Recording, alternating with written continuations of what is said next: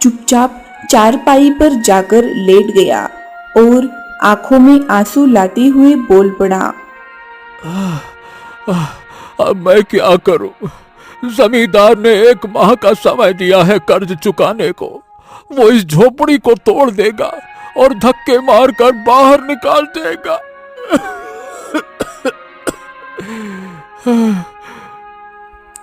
ये सुनकर श्यामलाल की अंधी पुत्री राधा चौंक गई।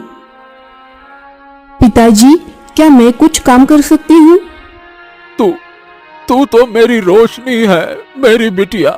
लेकिन ये बात अलग है कि तू दुनिया को देख नहीं सकती, तो तू काम कैसे करेगी बेटा?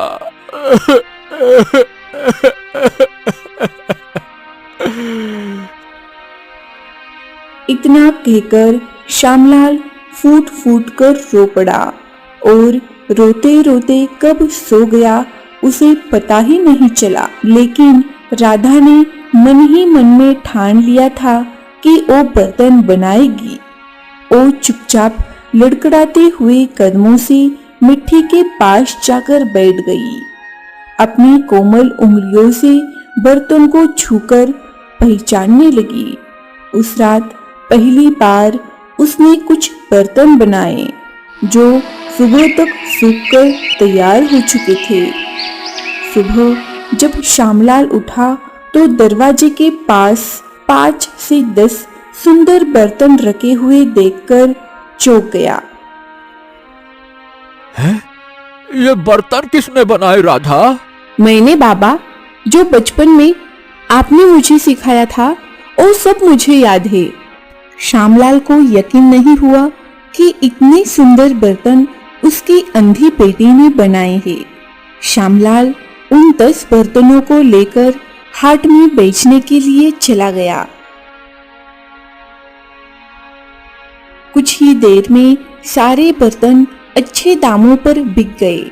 श्यामलाल खुशी खुशी घर लौट आया।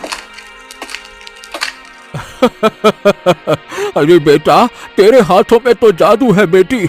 मैं वर्षों से मिट्टी के बर्तन बना रहा हूँ, लेकिन मेरा बर्तन कभी इतने अच्छे दामों पर नहीं बिका। तुझे अंदाजा है, तेरे 10 बर्तनों से जितने अच्छे दाम मुझे मिले हैं, उतने दाम तो मैं 1 माह बर्तन बेचकर भी नहीं कमा पाता था। हाँ। उस दिन के बाद राधा हर दिन अपने हाथों से बर्तन गूंजती, उन्हें साफ करती और अपनी उंगलियों से सजाती। वो देख नहीं सकती थी, लेकिन उसके पर्श में एक जादू था जिससे उसके बनाए बर्तन बहुत अधिक सुंदर बनते थे। एक दिन एक ग्राहक, जो एक औरत थी, हाट में श्यामलाल के पास आकर बोली। श्यामलाल, पहले तुम्हारे बर्तन इतने सुंदर नहीं बनते थे।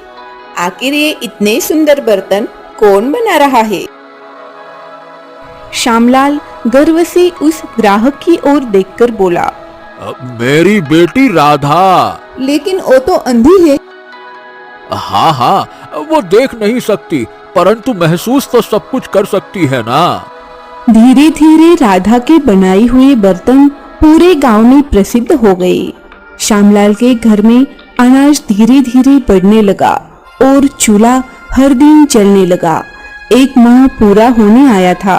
जमींदार अपनी हवेली में बैठा हुआ था कि तभी वहां उसका नौकर भीमा आ गया। 1 माह पूरा होने को है रे भीमा, याद रखना। मुझे पूरा विश्वास है कि श्यामलाल कर्जा नहीं चुका पाएगा, इसीलिए उसकी झोपड़ी तोड़ देना और उसे, वो जो उसकी बेटी है, उन दोनों को धक्के मारकर गांव से बाहर निकाल देना। हमें उसकी झोपड़ी से कोई मतलब नहीं है, पर जिस जमीन पर वो झोपड़ी बनी है उसे बेचकर मैं अपना कर्जा ब्याज सहित वसूल कर लूंगा। ये सुनकर भीमा जमींदार की ओर देखकर बोला, जमींदार जी, मुझे लगता है कि श्यामलाल आपका कर्ज चुकाने में कामयाब हो जाएगा। शायद आपको पता नहीं है कि आजकल श्यामलाल की बेटी बहुत सुंदर बर्तन बना रही है। ये सुनकर जमींदार चौंक गया। अरे, ये कैसे हो सकता है? लेकिन वो तो अंधी है। तुम कुम्हार की अंधी बेटी की बात कर रहे हो ना, कि किसी और की बात कर रहे हो? हाँ हाँ जमींदार जी, मैं उसी की बात कर रहा हूँ। श्यामलाल दिन दूनी रात चौगुनी तरक्की कर रहा है। ये सुनकर जमींदार अंदर तक जल उठा और क्रोध में भरकर बोला, ओहो, अब ये तो समय ही बताएगा कि क्या करता है रामलाल। अगले दिन श्यामलाल उदास बैठा हुआ था। तभी उसकी पुत्री राधा ने पूछा, पिताजी, आप इतने उदास क्यों बैठे हो? अरे बिटिया, तूने इतनी मेहनत से बर्तन बनाए जिससे घर का खर्चा भी चला और कुछ पैसे मैं बचा भी सका। जमींदार ने केवल 1 माह का समय दिया था और रकम उतनी नहीं है जितनी मैंने उधार ली थी। अब तो उसका ब्याज भी चुकाना है। कैसे होगा, क्या होगा? ये सुनकर राधा कुछ देर के लिए चुप हो गई और फिर बोली, चिंता मत कीजिए पिताजी, कल आप जमींदार का कर्ज ब्याज सहित चुका देंगे। उस रात बेचारी अंधी राधा रात भर मिट्टी में डुबकी लगाती रही। उसने बड़ी मेहनत और लगन से 50 बर्तन तैयार कर दिए थे। अगली सुबह वो अपने पिता से बोली, पिताजी, इन 50 बर्तनों को हाट में बेच आइए। 50 बर्तनों को देखकर श्यामलाल चौंक गया। अरे क्या ये तूने एक रात में ही बना दिए क्या बिटिया? हाँ पिताजी, मैं नहीं चाहती कि जमींदार आपको अपमानित करे। श्यामलाल के 50 बर्तन हाट में बहुत अच्छे दामों पर बिक गए थे। वो बेहद खुश हो गया था और मन ही मन सोचने लगा था कि अब वो जमींदार का कर्ज ब्याज सहित चुका सकता है। अरे ये तो बहुत अच्छे दामों पर बिके हैं। अब मैं जमींदार का पूरा कर्ज ब्याज सहित आराम से चुका सकता हूँ। श्यामलाल खुशी खुशी घर लौटा और राधा से बोला, बिटिया, अरे बिटिया, बर्तन इतने अच्छे दामों पर बिके हैं ना राधा, कि जमींदार का सारा कर्ज ब्याज सहित चुकता किया जा सकता है। मजा आ गया। अगले दिन वो सीधा जमींदार की हवेली चला गया। उसने एक थैली में सारी रकम जमींदार के सामने रख दी।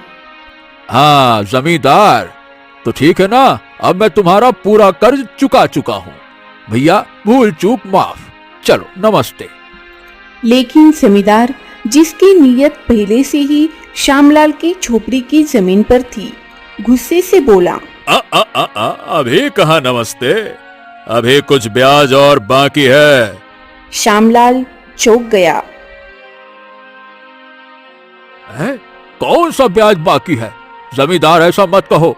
तुमने जितनी रकम दी थी और जितनी ब्याज बन रही थी उतनी पूरी लेकर आया हूँ। तुम्हारा मूलधन भी लेकर आया हूँ। और जो तूने कर्ज उतारने में देर की है उसका ब्याज कौन देगा, हैं? श्यामलाल को अब पूरी तरह से समझ में आ गया कि जमींदार की नीयत जमीन हड़पने की थी। ठीक है, तुम मुझे कुछ दिन की मोहलत और दे दो। मैं तुम्हारा वो ब्याज भी चुका दूंगा। जब ये चुका दिया तो वो भी दे दूंगा। अब और मोहलत नहीं दूंगा। हाँ, ज्यादा से ज्यादा तुझे 1 दिन की मोहलत देता हूँ। 1 दिन में वो ब्याज चुका दे श्यामलाल, मेरा कर्जा पूरा हो जाएगा। और अगर नहीं चुका पाया तो अपने रहने का इंतजाम कहीं और कर लेना, समझा? अरे गजब बात करते हो जमींदार, ऐसा अत्याचार मत करो। मैं अपनी अंधी बेटी को लेकर भला कहाँ जाऊंगा? कहीं भी जा, जंगल में जाकर अपनी बेटी के साथ बर्तन बना और बेच, मुझे उससे मतलब नहीं है, समझा? श्यामलाल निराश होकर घर लौटा और सारी घटना अपनी बेटी राधा को बता दी। ये तो अत्याचार है, लेकिन मुझे विश्वास है कि सब कुछ ठीक हो जाएगा।